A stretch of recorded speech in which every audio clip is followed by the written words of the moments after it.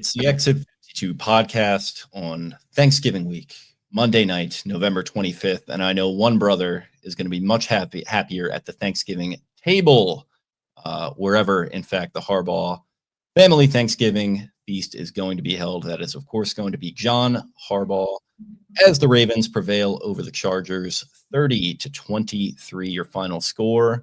My name is Jake Louque. I'm joined by Spencer Schultz, cracking a cold one there. In celebration of victory that I think he was not necessarily certain was going to be coming tonight. I don't think that I was either. I'm sure a lot of people listening were not. To me, this is a calm the nerves game. You know, last week you go into it against the Pittsburgh Steelers, emotional game. They lose in the way we've seen them lose to them however many times in the last several years. And they were at a critical juncture. And let me tell you something, my friend, 8-4 feels a lot better than 7-5. How are you feeling? Feeling fantastic after that game, especially after the Ravens dig a hole early. Lamar Jackson airmailing a couple balls. Offense comes out a little flat. And as expected, Greg Roman, J.K. Dobbins, Gus Edwards, Bradley Bozeman, Jim Harbaugh, all fired up. And the Ravens just kept their cool. Lamar Jackson didn't start great. And the Ravens offense didn't start great. The Ravens defense stayed really static in that opening drive and ended up outscoring the Chargers. I'm going to say 30-6 from the time they did. They just ended up scoring another touchdown to make it 30-13, but 30-6 over the second, really until the very end of the fourth quarter. So a composed win. I would say they outclassed the Chargers, and they showed that the talent, especially on the offensive side of the football, would prevail. Huge decisions from John Harbaugh. Have to give credit where it's due. On fourth down, the Ravens convert a fourth down, the deepest any team has since 2012. The Rams in 2012 did a fake punt from their own 14. The Ravens ran a tush push with Mark Andrews from their own 16. That was the deepest any team has converted since 2012. They score a touchdown on that drive. A huge difference maker. They go for it again later. They go get a bucket with Derrick Henry in short yardage. They kept with the run game. Lamar Jackson, it felt like they really liked their matchups on Christian Fulton. They end up getting a monster ball to Rashad Bateman. Beautiful ball and catch. Could have had two really it felt like on the earlier one before that. Bateman kind of maybe broke towards the post, towards the goal post instead of maybe running out. Felt like Lamar stayed an extra second, but Mark Andrews was awesome in this game. I thought that Derrick Henry ran really tough. The Chargers were tough at the line of scrimmage. This was a really impressive 140 yards, and I would say this is a game where Henry proved his worth more than maybe the Ravens offensive line necessarily. And then, of course, the Justice Hill touchdown late. And you got to love it. Banksy made a great point. Hopefully he joins us, maybe not. But he said, a lot of people talked about Gus Edwards, J.K. Dobbins, feeling like they were passed up on. The Ravens did sign Justice Hill over those guys for the same price. They paid Justice Hill more than either of those guys ended up getting from the Chargers. And Justice Hill has proved to be the best football player out of the three of those. So I thought it was a tough game. I thought Malik Harrison, we were calling him out before this game. Jake, someone that I was really high on when the Ravens drafted and has played like shit this year. I was texting with, shout out to Hodges, Taylor Hodges in the comments here. I was texting with him. He looks like he did at Ohio State. That looked like the type of player that he was. And for whatever reason, he's had to be moved around into different types of positions and roles and responsibilities. But I don't know, man. That looks like, it's only 4 years too late, to an extent. But that was as impressive of a game as I think I've seen Malik Harrison play. That's what we said in the pregame. It was like, all right, Trenton Simpson, all right, Chris Board, all right, Malik Harrison, is somebody going to step up? And I thought Malik Harrison, watching the broadcast, I thought he was the best Ravens defender tonight. He was knocking heads out. He thwarted 5-6 runs, wasn't really making any mistakes. There was never any bleeding heart moment. I will say early, I think on the Chargers' initial touchdown drive, him and Trenton Simpson let a ball float over their heads, kind of. It was whatever. But I thought Malik Harrison was probably, him and Nate Wiggins are probably the two biggest impact defenders for the Ravens tonight. The Ravens have allowed, I'm gonna negate that final Chargers touchdown. I mean, it was at the end of the game. They're going for it on every fourth down. They're getting, what was there, 3-4 penalties at the end of the game. Yeah. Against the Steelers, you don't let up a touchdown. Against the Chargers, you go down 10-0 and then hunker down and really hold them out of the end zone until really late in that game. So Ardarius Washington, Kyle Hamilton back there at safety. We saw Brandon Stevens slide inside. He made a couple plays as a sack late. Trey White was really good in this game too. So I think that the Ravens have finally they cut ties with Eddie Jackson. Marcus Williams, I don't think played a snap in this game. And we're seeing a much better Ravens secondary because of those two things. Also credit to Nate Wiggins, who had a really nice game too. A couple nice one-on-one breakups. He stayed step for step with, I think it might have been Palmer streaking down the right side late there, led to an incompletion. I thought he was very impressive. Yeah, Trey White making that nice play. I mean, it's just like Marlon, another good game from him too. I think he had a couple, maybe one or two penalties called against him, but just staying with guys, sticky in coverage. And yeah, this defense, definitely a big story for me. The offense settling down to your point. But we do have some people in the comments here saying, John Harbaugh, I mean, you got to give him a ton of credit. You already mentioned the, 4th and 1 from their own 16 or whatever it was. Not even he knew, apparently, according to the sideline reporter. It was like, oh, what were we on, like the 10? Where were we? It was something to that effect. Just a funny, very John type quote. And then, yeah, just continuing to go for it. They even go for that 2-point conversion to try and make it a 9.2 possession game. They don't get it, of course, but you like the aggressive mindset, especially, it results in a win. You could second guess it if it didn't, but overall, I think in a game where you're coming out of that week where after every loss at this point, it's a referendum on Harbaugh and, does he need to go? Has the game passed him by? This, that, and the other. Last week, I think. Just waiting. Everybody's just ready. Everybody's just ready for that down 10-0. Right. Yeah. And it was looking maybe like that early on. And, listen, we still have our complaints. I think people are well within their right to maybe be a little bit past the Harbaugh experience at this point. But I don't know, man. That's kind of where I was maybe feeling a little calm going into this game because you've got a Chargers team on the other side that, like I said, they're still kind of figuring out this whole winning thing. They're still building a culture. Some of those guys like Herbert especially have been there for a while, but first year under Jim Harbaugh, they've got to learn how to win these types of games, maybe a little reminiscent of that Thanksgiving game on 2011 when John first beat Jim when he was with the 49ers. Just two teams kind of at different levels and different stratospheres right now. And will the Ravens go on to win the division and, maybe host a playoff game? Maybe, but even if they don't, they've just kind of been here and done this in this type of game. And it was really nice to see it all come together where, like you said, they get off to the slow start. The defense looked pretty anemic on that first drive. They go down 10-0, but they didn't panic. They didn't, blink. They just kind of went to Henry over and over and over again. And it finally on that first touchdown drive worked out for them. I was actually on a work call during that drive, so I had the TV muted and I was pumping my fist as Lamar Jackson, awesome play where he, takes a snap, calls his own number, dodges a couple guys, runs out to the right side, then does a little step back touchdown run. That was great. And then, yeah, I mean, that throw to Bateman in the end zone really, really broke this one open. And it came off the heels, like I said, of Harbaugh showing the guts, showing the kind of the grit and determination to go for that 4th and 1, convert it. Nice play by Zay Flowers right after that to move them up into position. And then just a perfect pinpoint throw from Lamar to Bateman. Great catch by Bateman. So this is just, again, we're just going to keep saying it week after week. Like Belichick says, the only team that can beat the Baltimore Ravens is the Baltimore Ravens. And ultimately, I mean, like, this is even more than I could have hoped for from this defense. I think they played really admirably without Roquan Smith, a couple penalties to clean up and all that kind of stuff. And I felt like at times early on, Herbert wasn't getting pressured and getting brought down to the extent that he should have been. But some creative blitzes in this game too, I think, and well-timed ones to your, to the point we were talking about before the game and we've talked about for a while. I'm sure you're very fired up by those. Definitely. Ravens finished with 4 sacks in this game, have the longest streak in the NFL. I think they're at like 16 games now, 2+ sacks. We end up seeing Odafe Owe finish with a sack. Brandon Stevens finished with a sack. Kyle Van Noy, who was a menace in this game, held twice. Feels like he was, Brian again pointed out, he felt like he was consistently getting held. A lot of those cross face moves, really feels like a wrestler. He keeps those arms in tight and uses his forearms so that he can really break down over top of hands of a offensive lineman when they try to reach him. He had a really nice game. Tupou finishes with a sack as well. I mean, honestly, Justin Herbert, I do think played really well. I agree. Didn't feel calm. It didn't feel like it was calm for Herbert ever. It felt like it was very intense. It felt like the forearms were squeezed. The ball was squeezed. He scored that first touchdown and he grabbed the ball and he just was as kept it. emotive on that celebration as I've probably ever seen him. Like Harbaugh's getting him going. Jim's getting him going. It's like hitting him before the games. Like he's probably that's got to be leaking into his psyche a little bit. It's probably I mean, Herbert's a big dude, 6'6", 230, 240. I love to see it. It was cool. He was gritty, but it just never felt like he was calm.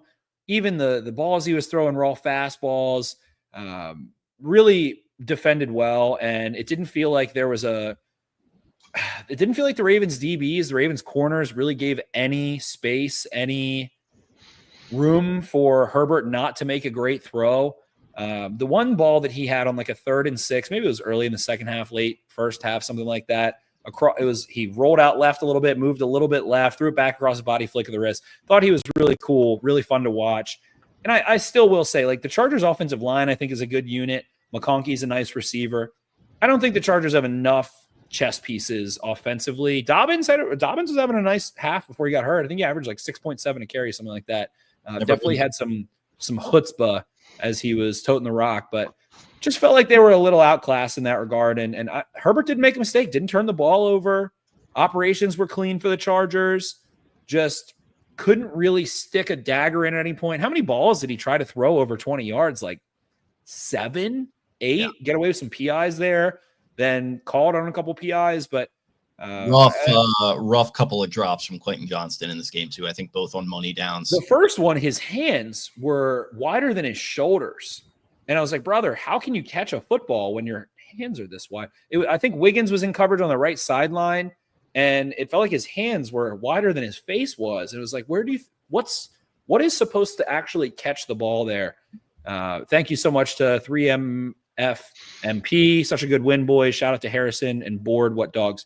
Yeah, those guys played their tails off. But Brian, I know you've got to be Brian. I feel like you're an underrated Ardarius Washington lover. I feel like you like what you see a lot. I feel like he gets you going a little bit. Him and Hamilton back there, like freaking Arnold Schwarzenegger and Danny DeVito. Yeah, I mean, everybody knows I'm the Ardarius Washington guy.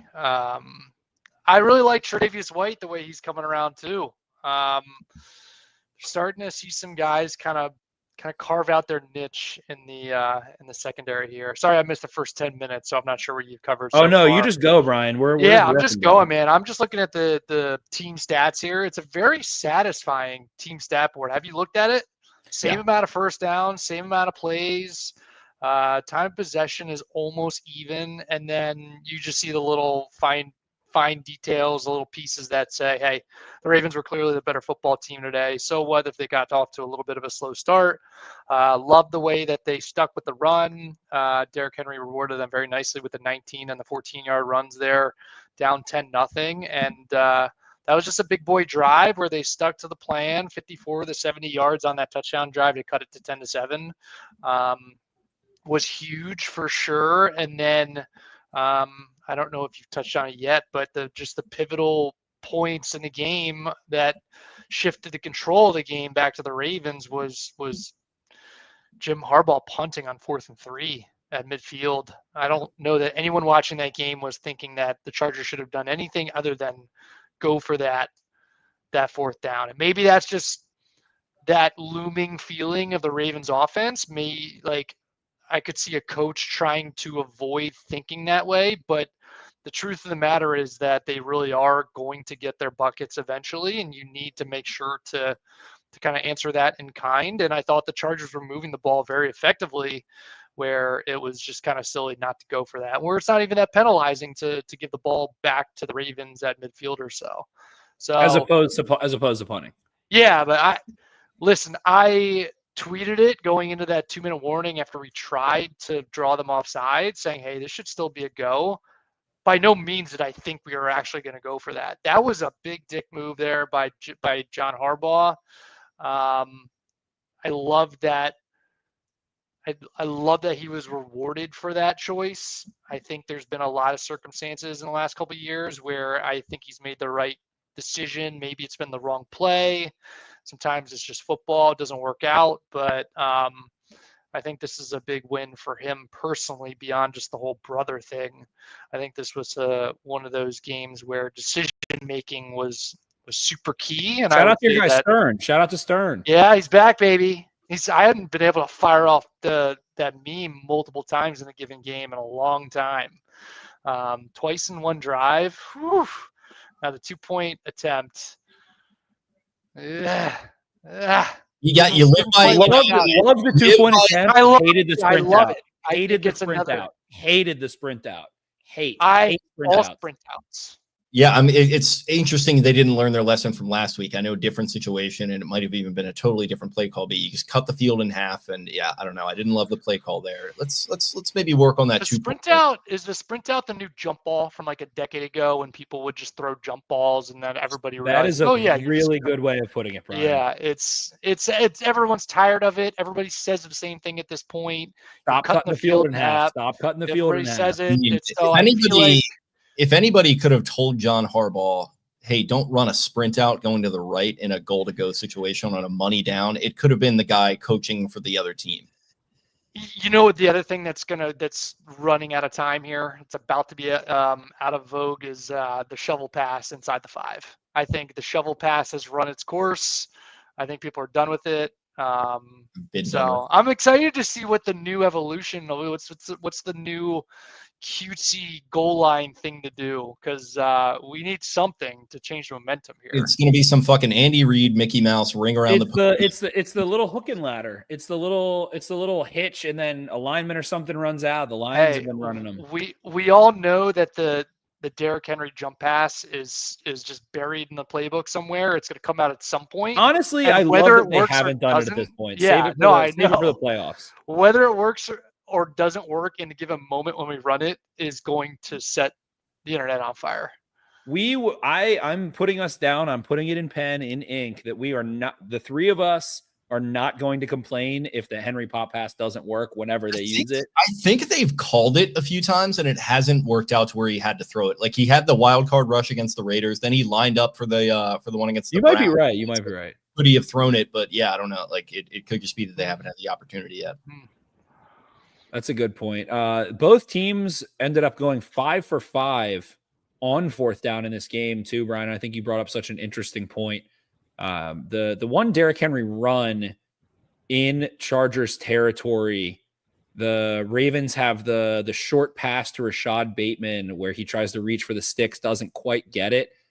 Henry in this game, I feel like, outperformed the Ravens offensive line a little bit. I thought they did set up some things for him, but he was getting 4 and 6 and 5 when the play was kind of stuffed, stalemated. The Chargers, Poona Ford, I thought, had a great game, wrecking when they tried to run zone. He was coming across, made some big hits, big plays, stuffed a couple runs there. But again, the ball is not just on that one from the 16, but again, from I think it was on the Chargers 25 at that point. I don't know what the score was, maybe 17-16 Ravens.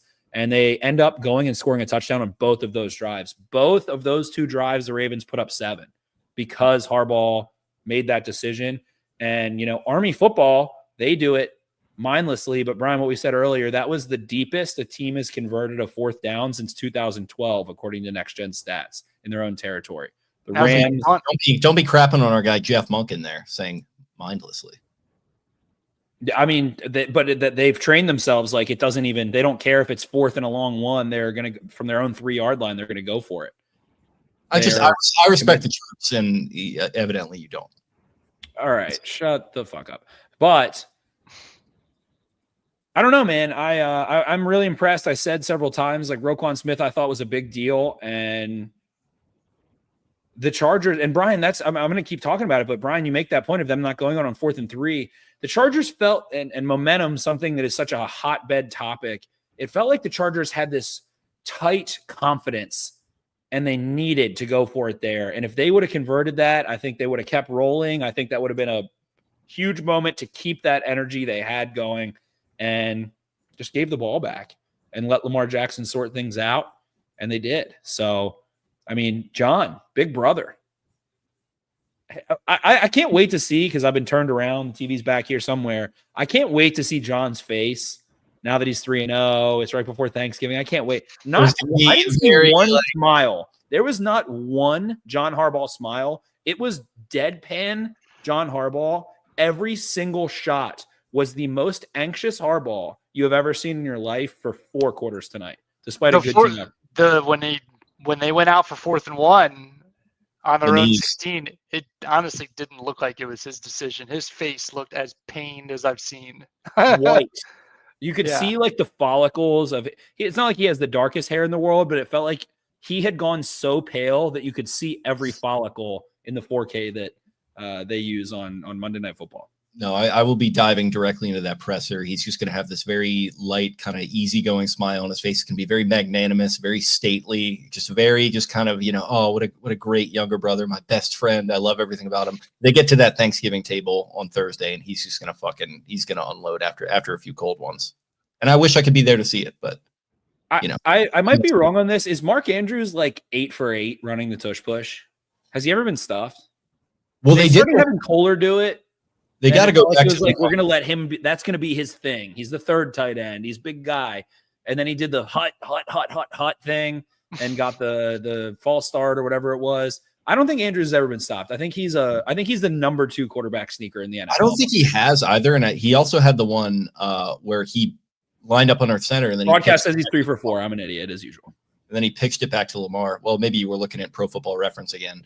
But he had the one where he pitched it back to Lamar, and Lamar was not bad for a running back on that play. That was a fun one too. They got to go back to that. That was a lot of fun. Couple tough catches. I mean, how many Lamar Jackson take a sack in this game? I don't think he scrambled once. I don't think he sacked. Statistically, took a sack for 0 yards. Okay, that's fine, but didn't scramble once. Didn't take sacks. Weird kind of game early in the game, kind of airmailing the football a little bit. Pat Ricard with the leg whip early was definitely precarious at best. Did his leg kind of turn around? Yeah, but he's also kind of built like a turtle. I don't know. He was rolling onto his back like a turtle. Exactly right. Are you going to have your knee tucked when you do that? I don't know. There has to be Joe Buck was like, "Oh, that grazed him." I was like, "What, Joe?" I don't know. Joe, I will say this as well. We don't have Taylor, which I wish we do. Both Chris Collinsworth and this crew of Troy and Joe, I feel that they have greatly receded back into not being very strong. I was watching a little bit of the Manning cast on this game, which I said I won't do, and I did, and it was great. Bill Belichick is like, before the balls even snap, Bill Belichick's like, that's an illegal formation. It's just on the Derrick Henry touchdown. Did you happen to catch the Wilson brothers? I will never watch any celebrity that they ever have on the Manning cast. Wow. I will watch Bill only. Wow. As soon as they have like freaking Miles Teller on, I'm like, brother, I don't need to hear about your movie right now. No, thank you. Hey, Whiplash was great. I'm going to watch the football game. Then I switch back over. Bill in the first half, couldn't recommend more. Yeah, no, I'm into it. I did not catch any Manning cast this week. I was just kind of keeping it low key. Joe and Troy, I thought they were fine. They get a little too in the weeds with some of the, like trying to litigate the officiating stuff for the officials. Just let the call be the call. I just, and again, a lot of judicious judgment call stuff going on tonight where you had Isn't that like the entire point of having like the Terry McCauleys of the world? Come on. It is, and those guys too. It's not possible to really parse through what these refs are trying to do half the time. Like this, the rule book is too long. It's too complicated. They just need to pare it down and they just need to tear it all down. They need to start a department of refereeing efficiency, the door. And I'm going to lead it. I think you would be a great door. You'd be the Jim Morrison of the Department of Refereeing Efficiency. LA woman, she's my woman. Justice Hill touchdown. Beautiful. Beautiful, beautiful. Brian, you tweeted it out too. You're spot on. You were like, this is the moment where the Ravens score 6 straight times. And they did. What did they do? Like touchdown, field goal, or something at one point. You were spot on there. In terms of getting the buckets, the 5 straight, 6 straight, I think I originally typed out 5 and I changed it to 6 before I fired it off. And of course, the 6th one was just a throwaway drive, bleed the clock, take their timeouts. whatever, man. It's an Avalanche. It's the third quarter Warriors back in the day when they would just come out of half and just get buckets left and right. They just got to see one go in, and then it just keeps coming, which is why you just can't let that happen if you're Jim Harbaugh. It's just like such an inevitable thing. And like, you're going to have to score a lot of points. You're going to have to score like 30 teams have points. got to realize, like, it doesn't matter if we're inside around 10. I'd be curious to know how many 90-plus yard touchdown drives we have, like, relative to the rest of the league, and how that 80 plus, it feels like a lot. Yeah. Now there's like 85, less 90 plus 71 plus yard drives than there's ever been before, which we've kind of talked a little bit about, Spencer, in the past, but it feels like we are playing from behind the sticks a little bit and not giving a fuck all the time. Yeah, they had that on both individual series and drives as a whole.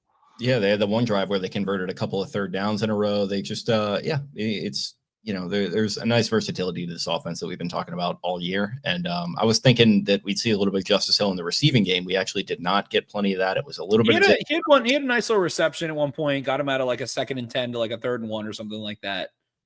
Yeah, it was Zay Flowers, 8 targets, 5 catches, 62.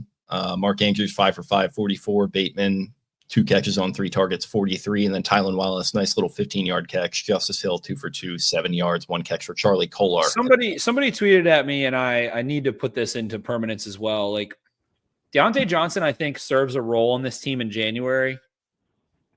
Tylan Wallace should be playing over anyone that's not named probably Rashad Bateman and Zay Flowers in terms of wide receivers.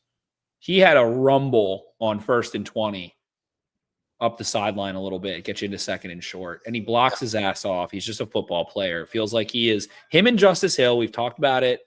They are Gundy boys. They are men. They are 40. They're bought the fuck into whatever the Ravens are doing. They are like mindless zombies into John Harbaugh's like zombie army. Put Tylan Wallace on the field a little bit more. Put him on the field a little tiny bit more. I would say borderline wide receiver 3 at worst in terms of snaps. No, it just seems like every time he touches the ball, he's going to at least make a catch, and sometimes he'll do something. And obviously, you'd think of the Bengals, the long touchdown against somebody. He had a catch in them in that other game that they played as well. So yeah, he's just I agree. I think he's just a good football player, man.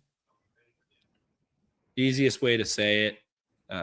In this game, it felt like Travis Jones was really able to dictate the line of scrimmage a little bit.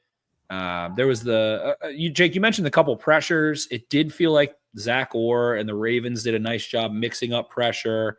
On that Nate Wiggins one, I think it was 3rd down, maybe 3rd and 6, where Wiggins comes free off the sideline. It was funny because Wiggins was playing a lot of off coverage tonight, like 6, 7, 8 yards off, sitting at the sticks. And the Chargers motioned to trips with it, or I guess it was actually 4. They had a tight end on the other side. And Ardarius Washington started going nuts at Wiggins and was like, go, go, go. And he started like throwing his hand, was like probably saying, run, blitz, blitz, blitz, blitz. And so Wiggins was like, oh shit, I don't have anyone to cover. And then goes screaming off. McConkey ends up on the other side of the field, like getting a wide open one. But I do really feel that Ardarius Washington is intelligent and hits above his weight, his size, pound for pound, however you want to say it. Roy Jones Jr., the pound for pound champ. I'm going to start calling Ardarius Washington Roy Jones. He's scrappy as fuck and is never out of place. Has there been a moment where this season, Ardarius Washington probably played 300, 350 snaps by now. Has it felt like there's been one moment where Ardarius Washington was out of place? No.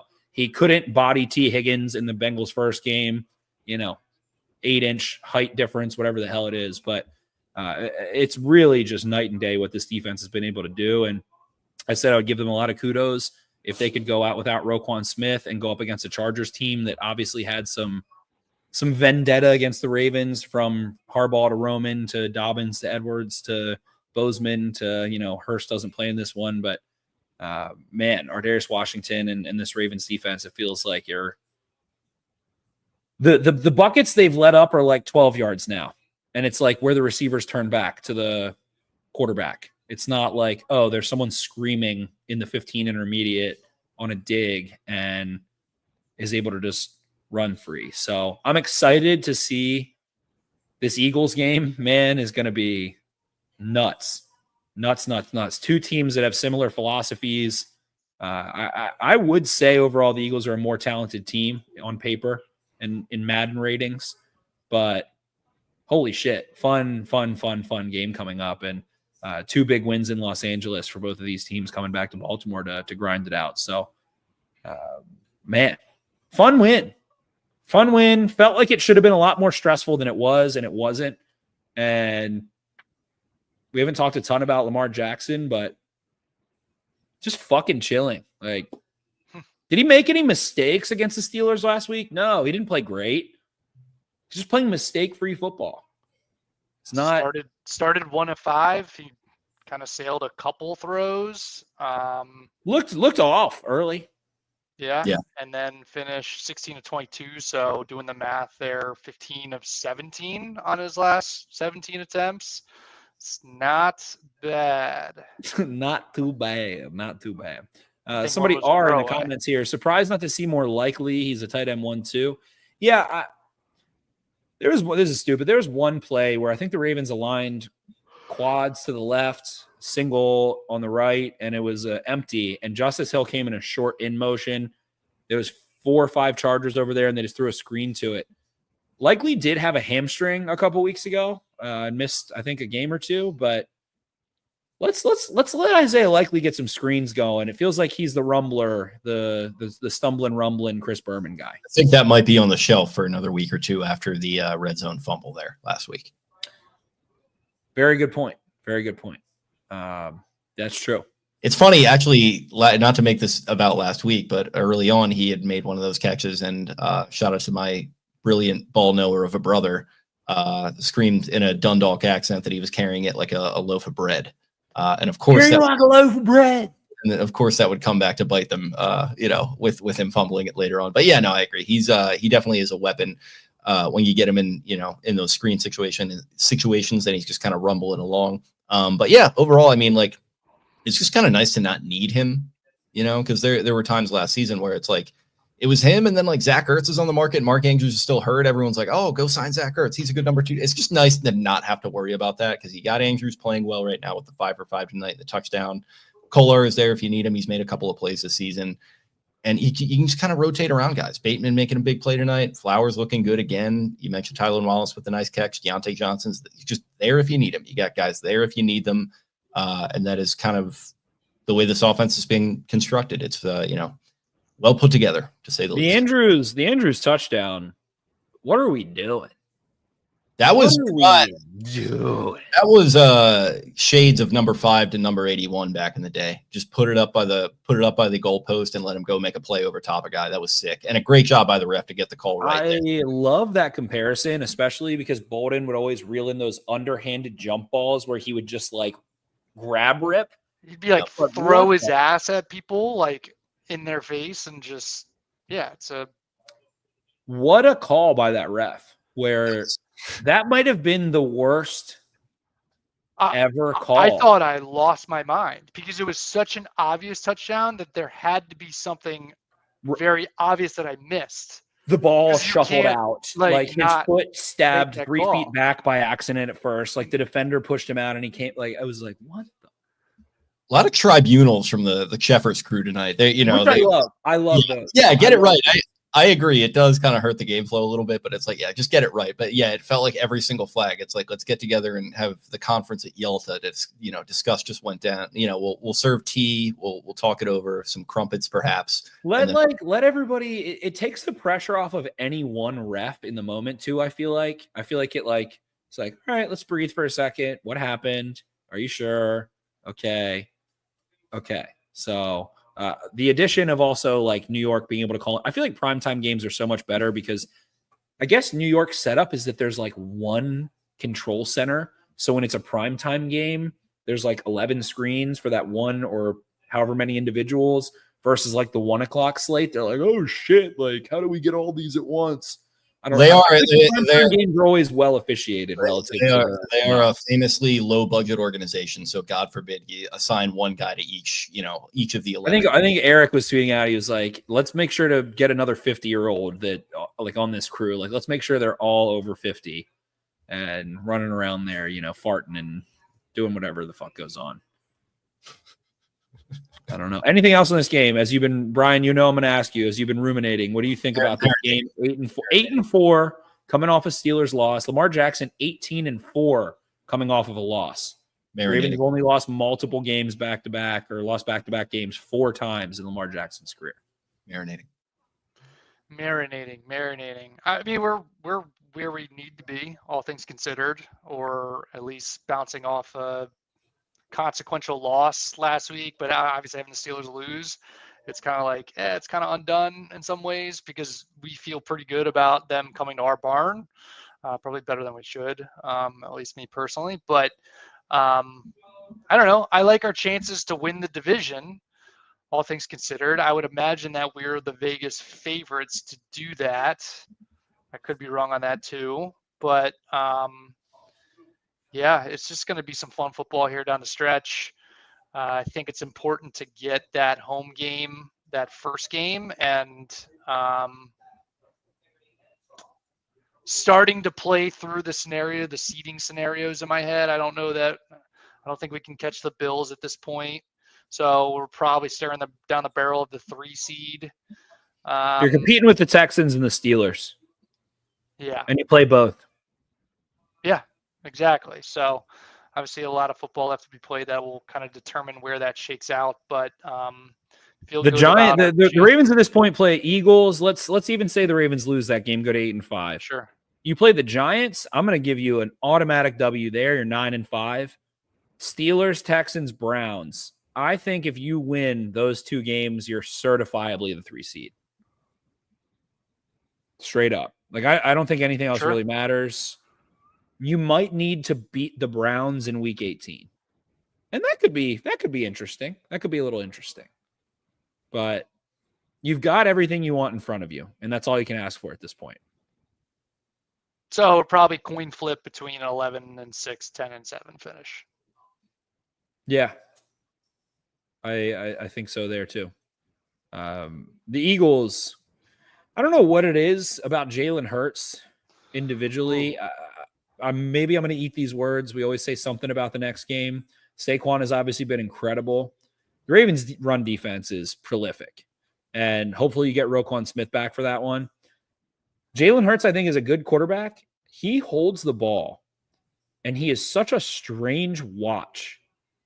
He holds the ball, and it feels like you'll catch 1 or 2 times a game where he actually holds down the right trigger and sprints, but he is always running slow. I don't know. I think this Ravens front can fuck around with Jalen Hurts a little bit. A.J. Brown, I think, will be a big issue with his physicality. We've seen him do it before.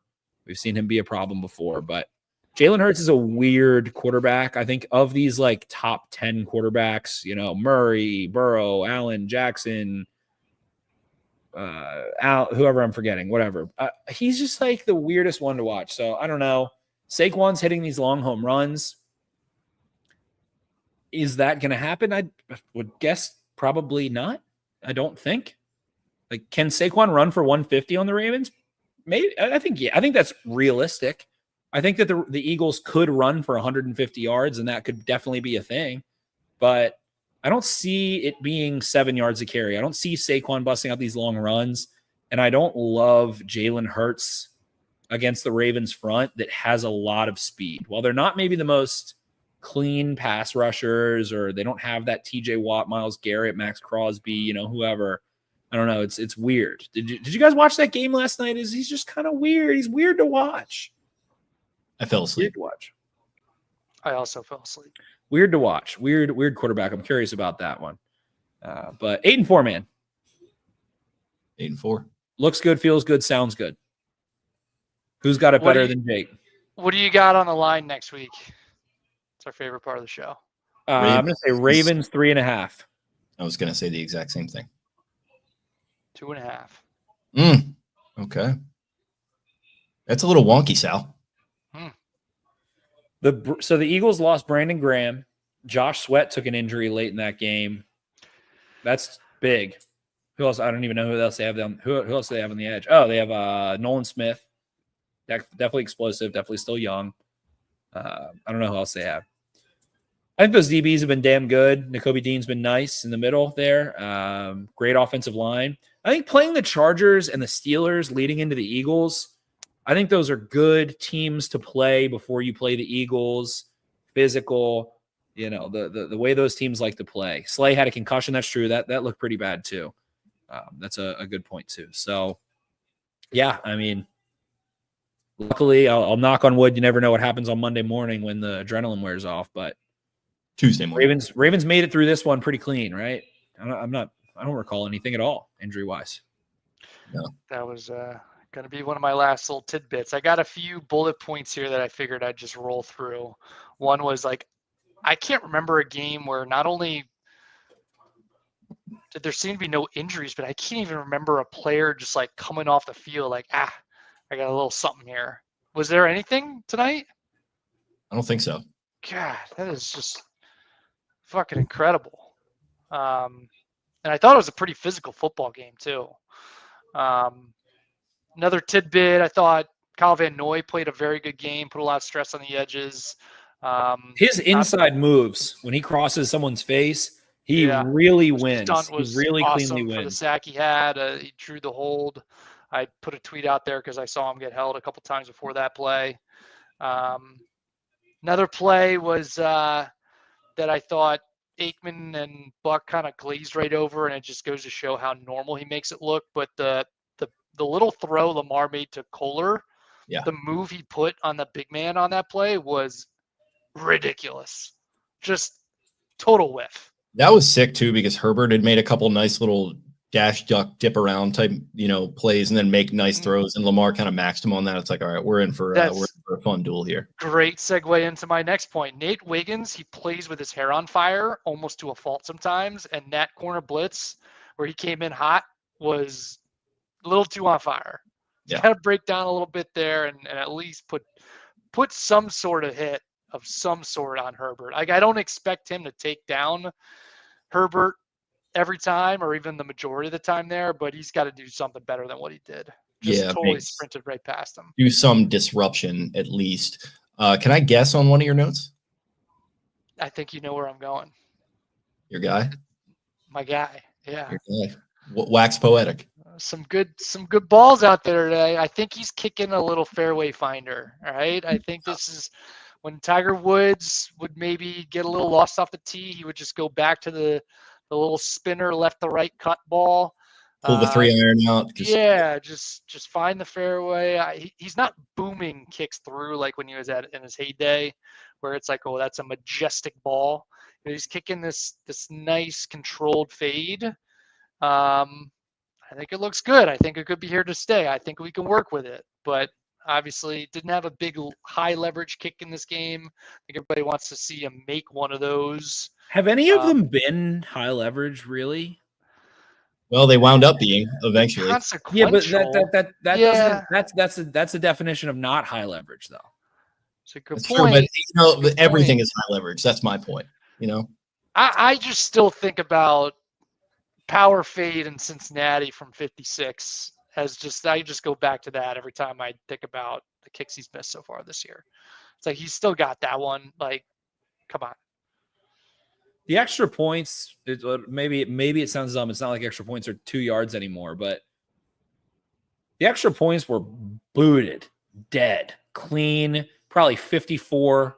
I would say all of those extra points were 54 dead straight, no question. Maybe a couple Mo patterns off the middle of the fairway, but middle right.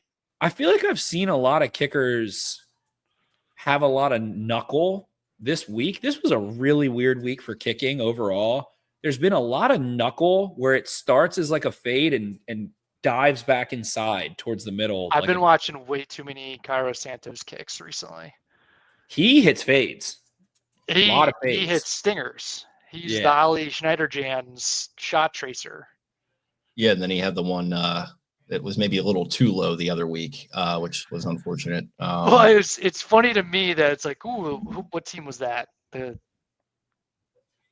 Packers, Cardinals, right? Packers. Yeah, no, the Packers were like, oh, we were noticing as the game went on, those kicks were really low. It's like, yeah, everybody fucking sees it. Like, his kicks are not getting halfway up the uprights on anything over 45 yards. But Maybe that Packers special teams coach, if he had gotten half the fucking screen time as that clown up in Pittsburgh, it would have been an even bigger storyline. But of course, it wasn't.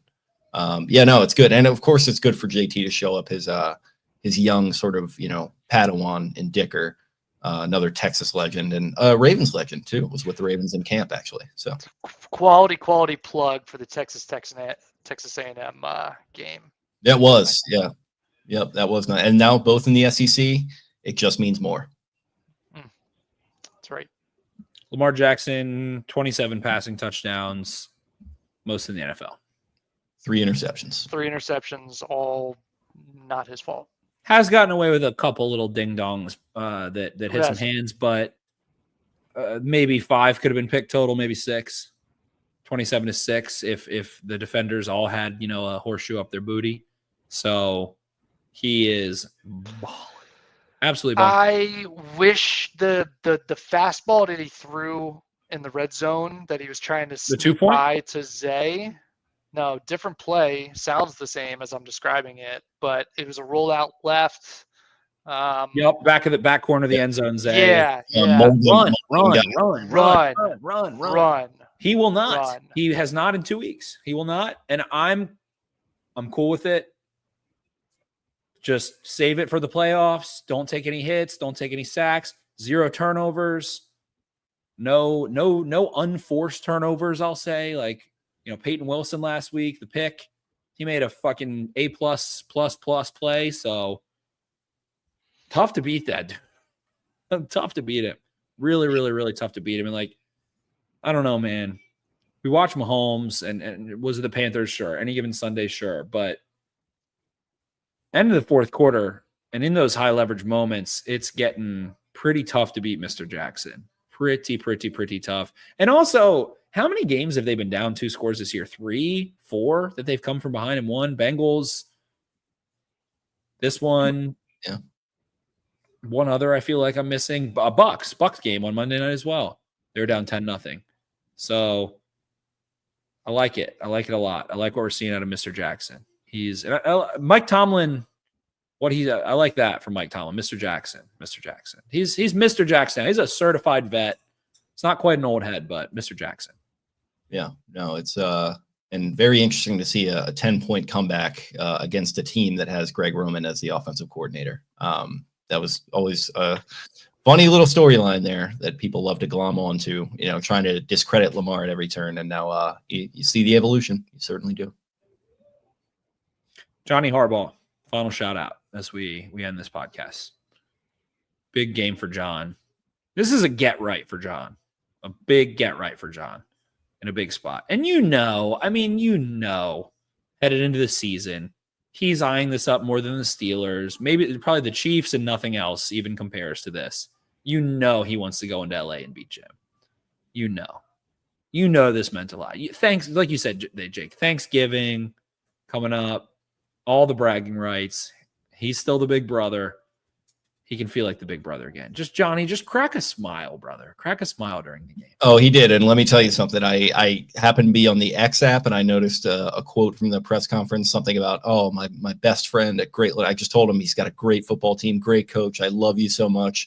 Let me tell you something. In a couple of days, that table is going to have a wrestling match on top of it. There's going to be cranberry sauce flying everywhere, bits of turkey just splattering against the walls. And it doesn't matter who wins that one because on the field, Big John got it done. He's like Derek from Step Brothers, just the most condescending with his compliments. The demon. He lathers these baby up with Keels in the shower every morning. Baltimore is 4-1 straight up this season when trailing by 10+ points at any point. The rest of the NFL is 18-130. Not a thing anymore. Doesn't matter. So I think there were still too many penalties in this game. I will give the final grace. That illegal formation that took Derrick Henry's touchdown, broke his nice little streak he had going. I will give him the final grace. They haven't had their bye. The offensive line coach unfortunately passed away. A lot of it is going on around the line of scrimmage, the holdings. That is the final straw to break the rest of the NFL's camelback. Joe DeMartin says, Banks looking a lot like Joey Flacco tonight. Kind of the same facial hair, I think, is a big part of that. Same kind of stubbly, Same haircut too. He's got the Clark Kent thing going on a little bit. Yeah. It looks good. You look good, Banks. You look very good. You look good. I appreciate that. Took a halftime shower, actually. Wow. That's a crazy. Yeah. Just a quick rinse. Well, that makes sense considering the Dexter's laboratory, the GIF you like. He's going to be dancing in the shower tomorrow. Are you, how many times do you shower a week, Brian? My over under, I'm going to guess a lot based on that. I'm going to say 16 and a half showers for Brian in the week. That's a lot. I think it's between 10 and 14. I would say it's more often than not twice a day, but not consistently twice a day.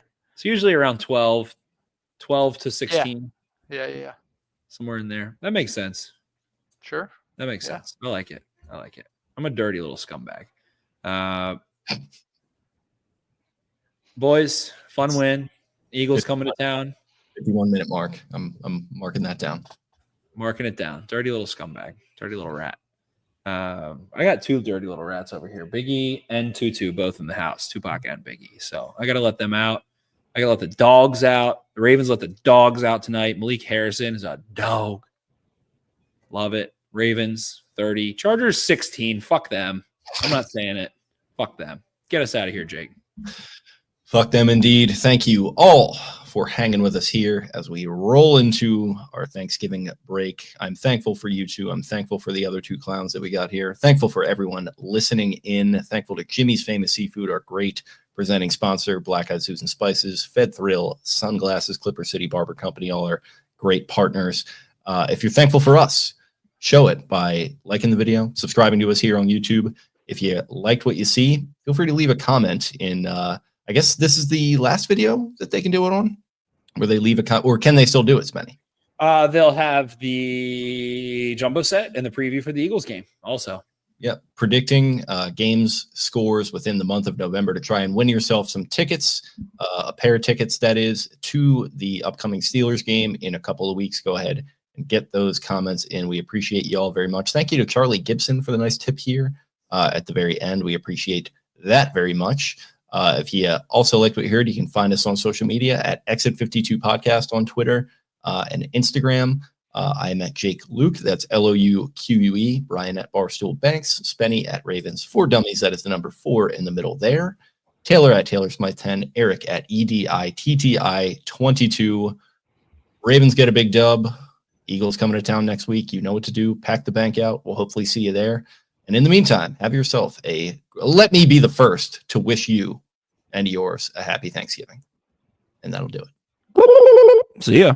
Arrivederci.